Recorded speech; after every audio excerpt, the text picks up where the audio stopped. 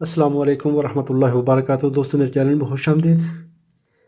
LG inverter outdoor unit 4 ton board की explanation में इस पे बात करते हुए हमने लास्ट वीडियो में ये देखा था कि इसके सॉफ्ट स्टार्टर सर्किट में यहाँ पर जब ये सप्लाई इसको मिलती है, ब्रिज रेक्टिफायर को वोल्टेज मिलते हैं,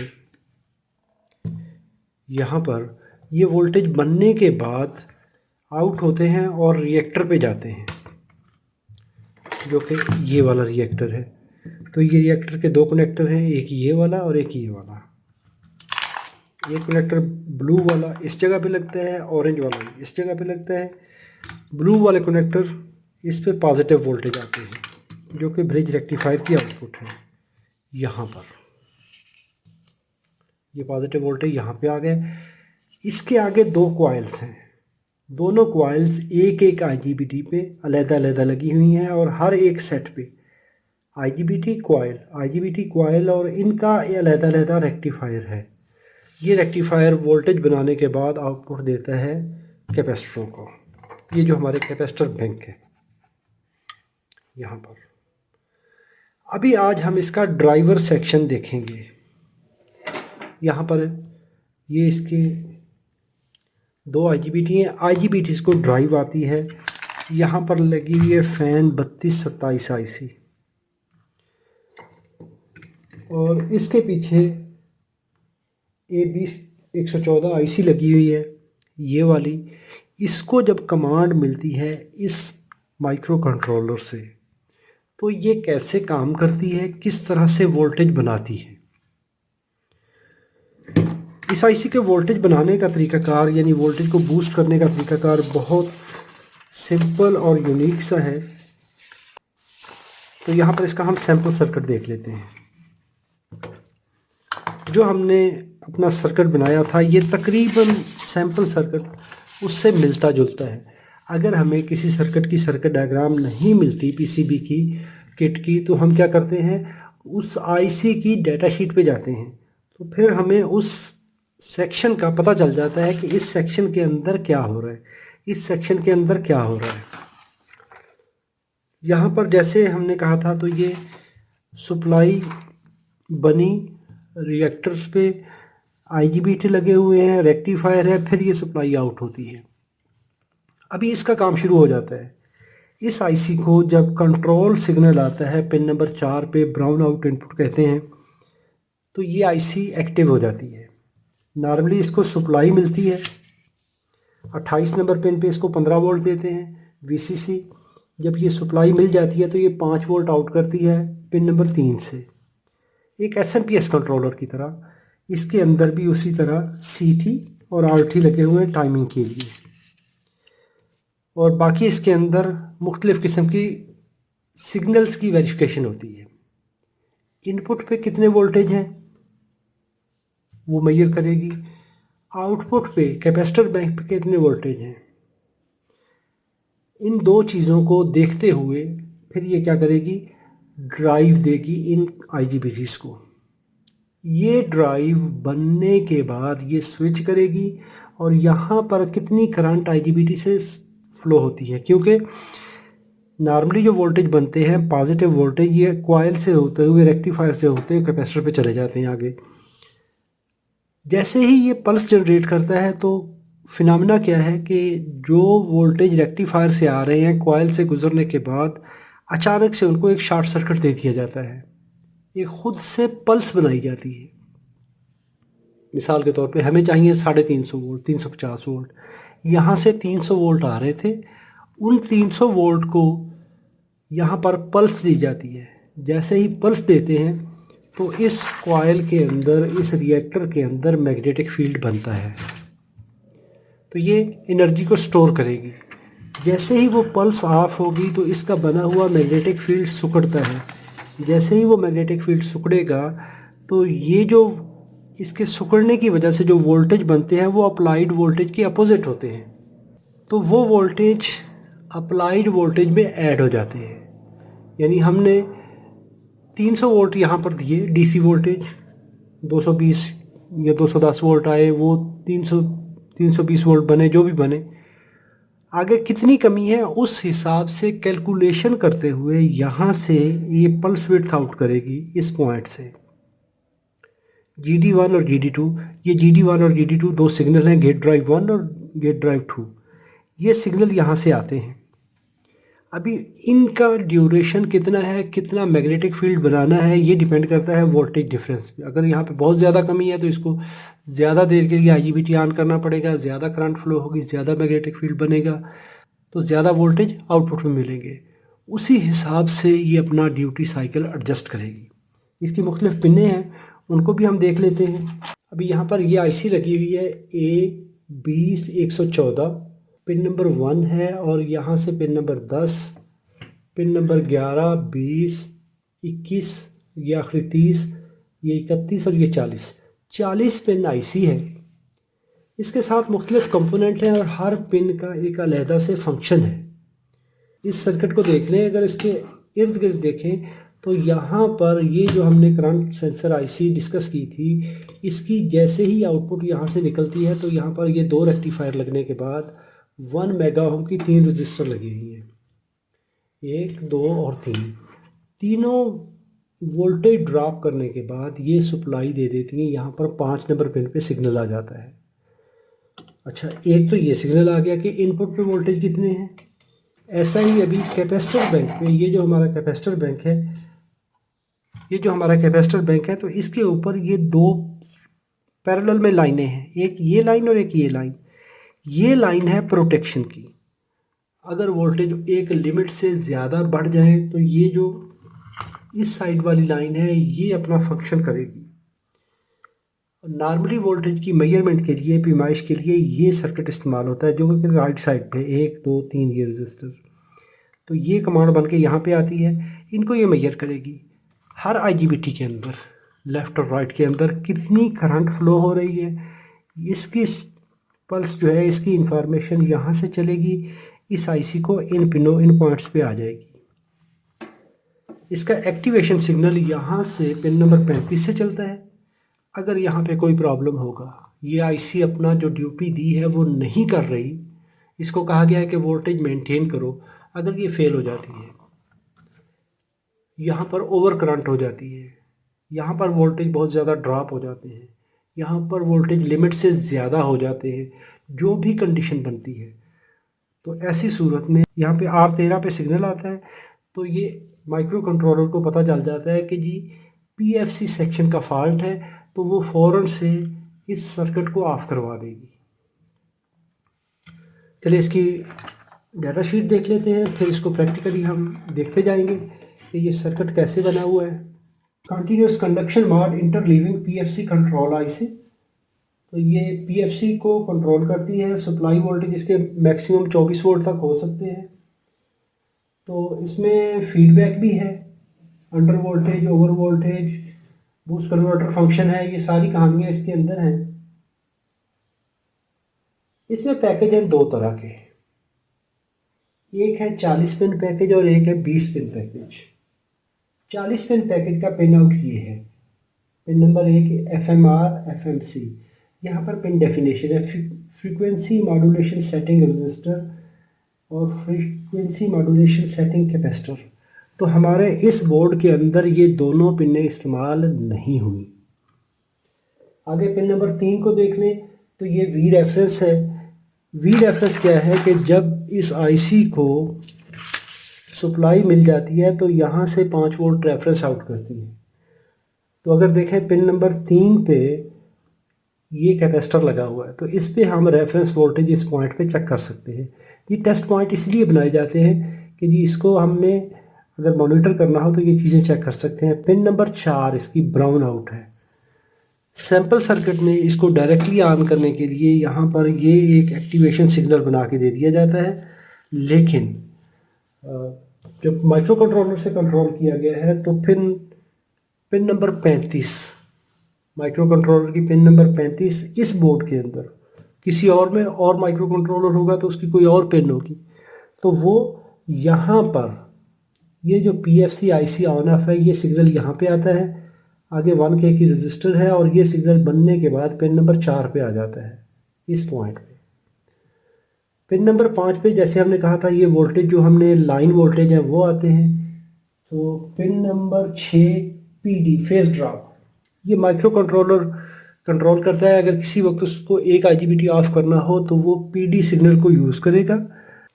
PD सिग्नल यहाँ से कंट्रोल करेगा तो उस वक्त इसका लॉजिक सर्किट किसी एक को ऑफ कर देगा IGBT को, ताकि ज़्यादा अगर लोड इस्तेमाल नहीं हो रहा तो सिर्फ एक IGBT को इस्तेमाल करेगा।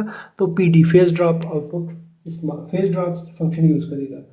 आगे है एनालॉग ग्राउंड, पिन नंबर 7, और पिन नंबर 8 इसका है ई डिले, इलेक्ट्रॉनिक डिले। यहाँ पर ई डिले ये वाला पॉइंट ये ओपन है, यहाँ पर रजिस्टर नहीं लगी हुई। अगर ये रजिस्टर लगी होगी तो उस वक्त ये होता है कि जब फॉल्ट आए तो उसकी कितनी देर आपने वेट करना है ताकि माइक्रो कंट्रोलर को बता दिया जाए। अगर ये रजिस्टर नहीं लगी हुई तो जैसे ही फॉल्ट आएगा तो ये फ़ौरन से पिन नंबर 11 से ये वाला सिग्नल देगा, जो कि R13 पे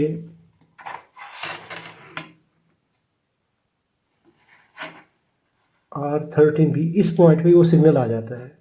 और ये सिग्नल बनने के बाद यहाँ पर PFC IC फॉल्ट, ये वाला सिग्नल इस रजिस्टर से आउट होने के बाद ये सिग्नल यहाँ पर आता है। तो पिन नंबर 23 पे तकरीबन ये सिग्नल आ जाता है PFC IC फॉल्ट का। PFC IC रीसेट का सिग्नल यहाँ से ये आउट होता है। ये ऑन करने के लिए इसको अगर फॉल्ट आ जाए तो फिर ये फॉल्ट इस जगह पे रिपोर्ट होता है। पिन नंबर 9, 10 इसकी, इस IC की पिन नंबर 9 और 10 नॉट यूज्ड है। पिन नंबर 11 एरर है। पिन नंबर 12 इसकी ऑफ पिन है। तो यहाँ पर पिन नंबर 12 को इस्तेमाल नहीं किया गया। ये है इसको रीसेट करने के लिए, तो यहाँ पर हार्ड रीसेट इसका इस्तेमाल नहीं किया गया। पिन नंबर 3 इसकी RS है, ये करंट सेटिंग रजिस्टर है। और इसके बाद है SS सॉफ्ट स्टार्ट कैपेसिटर, ये वाला, ये डिले टाइम देता है इस IC को ऑन होने के लिए। ये पिन नंबर 14 पे ये वाला लगा हुआ है। आगे पिन नंबर 15 है, तो 15 कंपनसेशन है। ये किसी भी एरर एम्पलीफायर के अंदर कंपनसेशन इस्तेमाल की जाती है। यहाँ पर ये इसके कुछ कंपोनेंट लगे हुए हैं, रजिस्टर, कैपेसिटर। ये मिलने के बाद इस एम्पलीफायर को, जो फीडबैक एम्पलीफायर है, इसको कंपनसेट करवाने के लिए ये पिन लगी होती है पिन नंबर 15 पे। आगे है पिन नंबर 16, नॉट कनेक्टेड है। पिन नंबर 17 इसकी फीडबैक है। तो फीडबैक इसकी, यहाँ पर ये जो वोल्टेज आ रहे हैं इस रजिस्टर नेटवर्क के थ्रू, ये 1, 2 और 3, ये वोल्टेज यहाँ से आते हैं इन रजिस्टर के थ्रू होते हुए P3A ट्रांजिस्टर है Q03A। इसकी आउटपुट यहाँ से निकलेगी, इस जगह से इस पे आती है, इसके अंदर से यहाँ से, और इस वोल्टेज डिवाइडर नेटवर्क से होती हुई पिन नंबर 16 पे आती है इस पॉइंट पर। तो इसको जो DC रेल वोल्टेज है वो फीडबैक मिलती है कि जी वोल्टेज कितने मेंटेन हो रहे हैं। आगे ये है हमारी पिन नंबर 17 जो कि प्रोटेक्शन है, OVP2, ओवर वोल्टेज प्रोटेक्शन। ये प्रोटेक्शन देखें तो इन रजिस्टर्स के थ्रू, ये वाली रजिस्टर, इनके थ्रू ये बन के यहाँ पर ये कमांड आती है। अगर वोल्टेज ओवर शूट करते हैं, अपनी लिमिट से ज़्यादा हो जाए, तो ये IC क्या करेगी, ओवर वोल्टेज प्रोटेक्शन की इनपुट पे काम करते हुए यहाँ पर एरर सिग्नल जनरेट करवाएगी। ये है वोल्टेज का एरर, ओवर वोल्टेज प्रोटेक्शन। इसी तरह आगे करंट सेंस को भी देखते हैं। पिन नंबर 19, 20 इसकी नॉट यूज्ड है, 21 भी नॉट यूज्ड है। आगे है आई रैंप सेटिंग है। उस एम्पलीफायर की सेटिंग के लिए यहाँ पर ये कंपोनेंट लगे हुए हैं। यहाँ पर ये आई रैंप 22 नंबर पिन है, तो इस पर ये रजिस्टर लगती है। ये जो वेव फॉर्म बनती है, इंटरलीविंग वेव फॉर्म, उसकी वेव शेप किस तरह से सेट करनी है, ये उसके रैंप को सेट करवाएगी ये रजिस्टर। आगे है CSO2, CSO1, ये वाली 23 नंबर और 24 नंबर, ये है करंट सेटिंग। ये जो रजिस्टर्स हैं ये कंपनसेशन है इन एम्पलीफायर्स के लिए।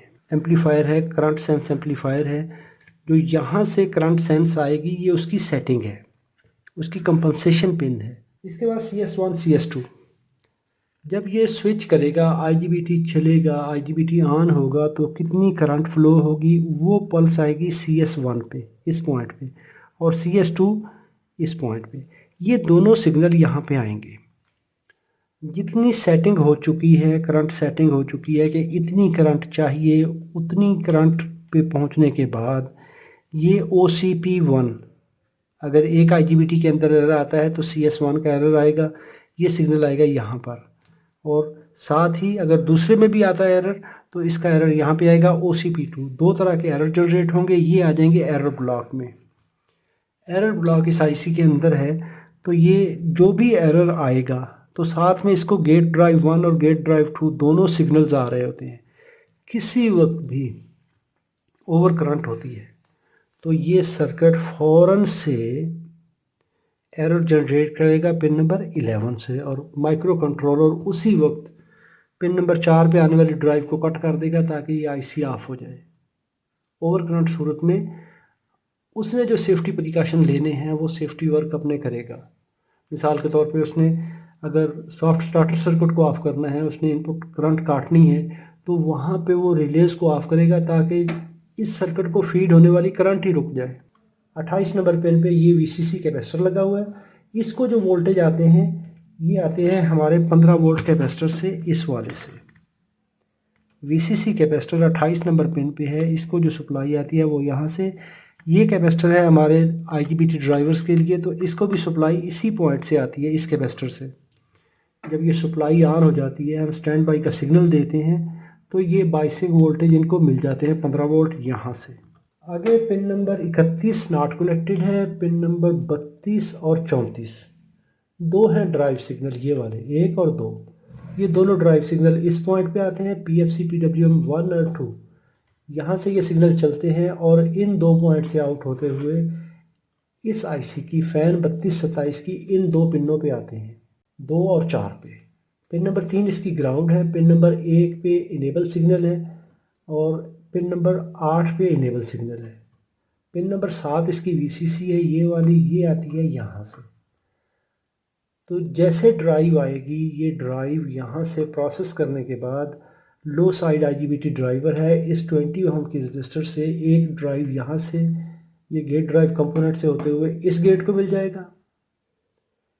PFC PWM इस सिग्नल को मिल जाएगा, और दूसरा सिग्नल इस पॉइंट से चलेगा, यहाँ से चलते हुए इधर आएगा, ये सिग्नल इसको मिल जाएगा।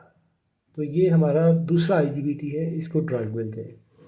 इसका जो करंट सेंस सिग्नल है यहाँ से चलेगा, ये देखें दो सिग्नल यहाँ से, ये दोनों सिग्नल चलने के बाद ये आ जाते हैं CS1 पे ये, और जो दूसरा IGBT ये वाले हैं, इनके ये सिग्नल यहाँ से चलते हैं, ये आ जाते हैं CS2 पे। तो करंट सेंस के सिग्नल CS1 CS2 यहाँ पर, PWM सिग्नल यहाँ पर। इसके बाद पिन नंबर 33 इसकी पावर ग्राउंड है, पिन नंबर 34 ग्राउंड DD1 है, पिन नंबर 35 नॉट कनेक्टेड है, पिन नंबर 36 सिंक आउट है, पिन नंबर 37 RT सिंक है, टाइमिंग रजिस्टर सिंक है, यहाँ पर ये लगी हुई है। ये CT RT पिन नंबर 38 पे CT है, पिन नंबर 37 पे RT है। ये रजिस्टर्स इस ऑसिलेशन ब्लॉक के लिए हैं। 3940 नॉट कनेक्टेड है। तो ये है इस सर्किट की कॉन्फ़िगरेशन, ये कंपोनेंट इस पे लगे हुए हैं। इसको अभी हम इस सूरत में पावर ऑन नहीं कर सकते, क्योंकि इसके पावर ऑन करने के लिए हमें इंडोर यूनिट बोर्ड चाहिए, कम्युनिकेशन बोर्ड चाहिए, सेंसर चाहिए, कंप्रेसर चाहिए। ये सारी चीज़ें लगी हुई होंगी, तब हम इस बोर्ड को ऑन कर सकेंगे, तब जाके IGBTs को ड्राइव मिलेगी। क्योंकि इसको जो कमांड सिग्नल आना है वो इन ऑप्टो कपलर से आना है, कम्युनिकेशन नेटवर्क से। जब हमारे पास कम्युनिकेशन बोर्ड नहीं है, इंडोर यूनिट बोर्ड नहीं है, तो इसको ये कम्युनिकेशन सिग्नल नहीं आएगा, सेंसर्स नहीं है, तो हम इसके सिग्नल चेक नहीं कर सकते।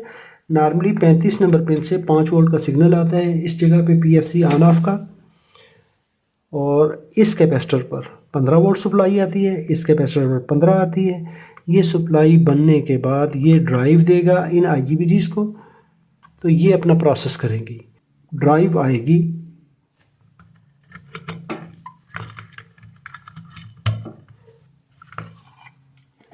आईजीबीटी को ड्राइव मिलेगी। देखें अभी सर्किट देख लें, नेगेटिव साइड ये वाली साइड ये तो डायरेक्टली कनेक्टेड है इस साइड पे ये, और इसके साथ लगे हुए ये रजिस्टर। ये लगने के बाद एमीटर्स पे आ गए, इस एमीटर पे और इस एमीटर पे। पॉजिटिव वोल्टेज यहाँ से चलते हैं, इस इंडक्टर में जाते हैं।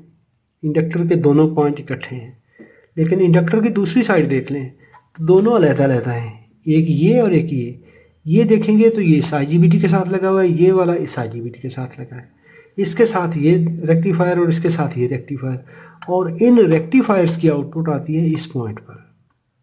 यानी रेक्टिफायर्स की आउटपुट इकट्ठी होने के बाद, यहाँ से इकट्ठी चली थी, अलग-अलग हुई, आईजीबीटी अलग-अलग ड्राइव देंगे, रेक्टिफायर अलग-अलग वर्क करेंगे, पॉजिटिव वोल्टेज इस लाइन पे मेंटेन होंगे। तो ये एक क्लोज लूप है, एक दूसरे के साथ मिल के एक दूसरे का फंक्शन चेक करते हुए, वेरीफाई करते हुए ये सर्किट वर्क करता है। जितनी पल्स आएगी उतनी इसके अंदर करंट चलेगी, उतना ये मैग्नेटिक फील्ड स्टोर करेगी। जैसे ही पल्स ऑफ होगी, मैग्नेटिक फील्ड जो फैला था वो सिकुड़ेगा, सिकुड़ने की वजह से वोल्टेज बनेंगे। वो वोल्टेज अप्लाइड वोल्टेज के रिवर्स पोलैरिटी होते हैं, तो दोनों सीरीज़ में आ जाते हैं। अगर यहाँ पर पॉजिटिव था तो उस वक्त कॉइल का ये एंड नेगेटिव हो जाता है, पॉजिटिव नेगेटिव ये एंड पॉजिटिव, तब जाके ये वोल्टेज सीरीज़ में आ जाते हैं। 300 ये थे, 50 इसने जनरेट किए, 350 बन गए। 320 यहाँ से आ रहे हैं, 30 ये जनरेट करेगा, 320 और 30 350, 270 वोल्ट हुए तो 270 और 80 वोल्ट ये जनरेट करेगा तो 350 हो जाएंगे। इस तरीके से इनपुट की वेरिएशन जो है कमी बेशी, उसको कंट्रोल करने के लिए ये अपना ड्यूटी साइकिल कंट्रोल करेगा। पहले कंप्रेसर स्लो स्पीड पे चल रहा था, वोल्टेज मेंटेन थे, जैसे ही चला वोल्टेज डाउन हुए डीसी रेल पे, तो ये फीडबैक नेटवर्क ये वाला ये उसको सेंस करेगा, वोल्टेज सेंस होंगे पिन नंबर 17 पे, और ये फ़ौरन से अपना ड्यूटी साइकिल बढ़ाएगा। सप्लाई पूरी आ रही है पहले जितनी थी, लेकिन हमारा लोड बढ़ गया, लोड बढ़ने की वजह से ये फ़ौरन अपना ड्यूटी साइकिल एडजस्ट करेगा, एडजस्ट करके ड्राइव बढ़ाएगा ताकि मैग्नेटिक फील्ड ज़्यादा बने। कहने का मकसद ये है, चाहे हमारे इनपुट लाइन वोल्टेज में वेरिएशन आए या लोड में वेरिएशन आए, दोनों कंडीशंस में डीसी रेल के वोल्टेज ये मेंटेन रखेगा। तो ये वोल्टेज मेंटेन रहेंगे, ये आईसी अपना फंक्शन करती जाएगी, अपने वोल्टेज को मेंटेन करती जाएगी। वीडियो अच्छी लगी हो तो लाइक कीजिए, सवाल हो तो कमेंट में लिखिए। अपना और अपने प्यारों का बहुत सारा ख्याल रखिए। अल्लाह रब्बुल इज़्ज़त आप सबको सलामत रखे, अपनी हिफाजत में रखे। अस्सलामु अलैकुम व रहमतुल्लाहि व बरकातहू।